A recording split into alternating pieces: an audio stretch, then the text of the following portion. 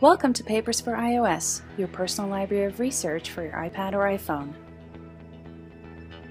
When you first download Papers, you'll start off with an empty library. We will first import some articles from Dropbox.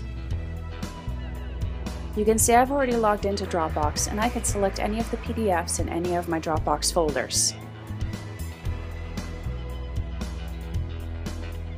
Instead of importing articles one by one, I can also import a bunch of them at a time by hitting Import All.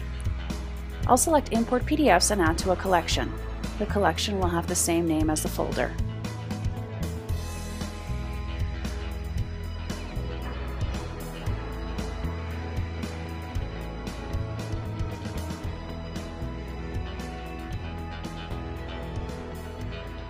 You can visually navigate your library, and there's also a list view.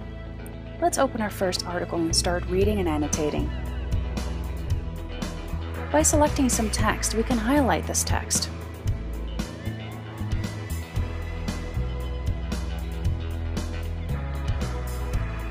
You can select different colors to highlight. By just tapping the highlighted section again, you can change the color of your highlighting.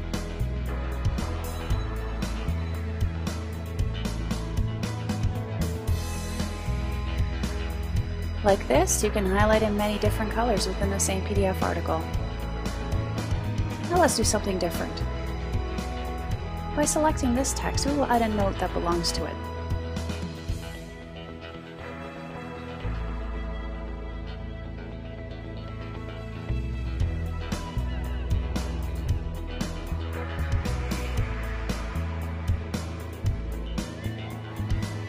You can easily zoom in and out of your text for easier reading as well, and you can navigate from page to page very quickly.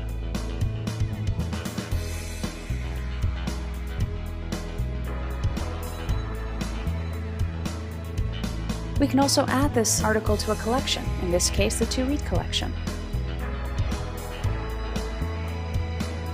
Bookmarks can help you find content again very quickly. You can bookmark pages and later navigate from bookmark to bookmark. Let's say we'd like to easily find the results section again. We can simply add a bookmark to it.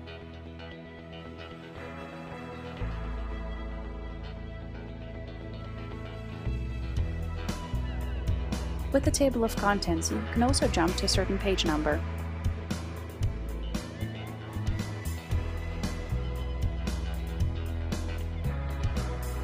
Now let's go to our Mac. By accessing the preferences and going to devices, we can link our iPad or iPhone. You can see my iPad has not yet been linked.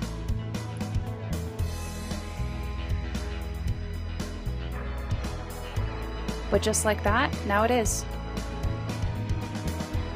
By going to the devices and selecting the device you would like to sync with, we can now start preparing our synchronization. I can select the collections that I would like to sync with my iPad.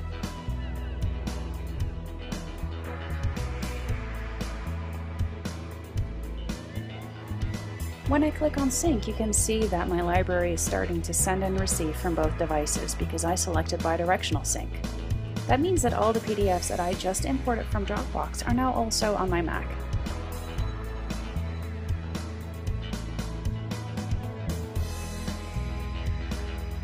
And that's it, we're done syncing. Let's go back to the iPad and see what else we can do.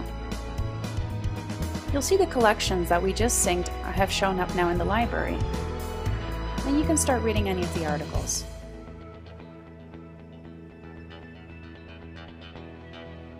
We can do a little bit more highlighting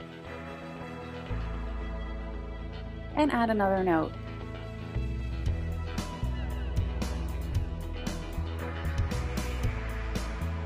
You'll see a little pin drop next to the note. By just tapping on that pin, you can pull up the note again at any time.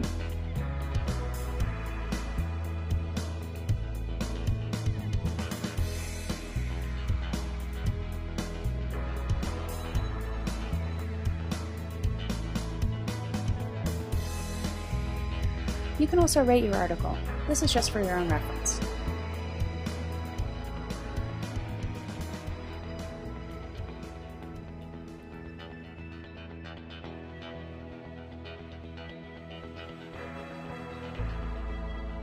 Let's explore our other collection.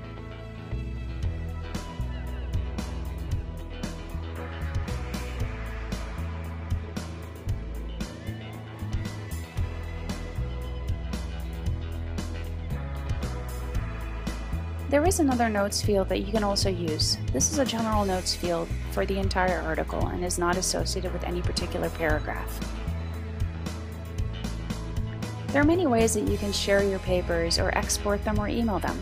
If there are other Papers users nearby, then Papers will detect this and you can share an article. You can also open your articles in different applications. But we can also email a paper. Just add the address to whom you would like to send it, and your paper will be sent.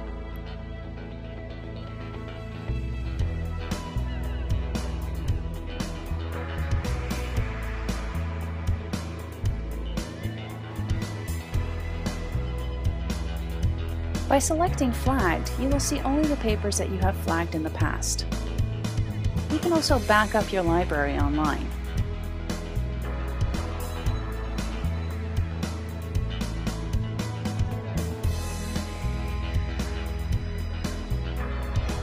There are many features in Papers for iOS, and I invite you to explore all of them. Enjoy using Papers!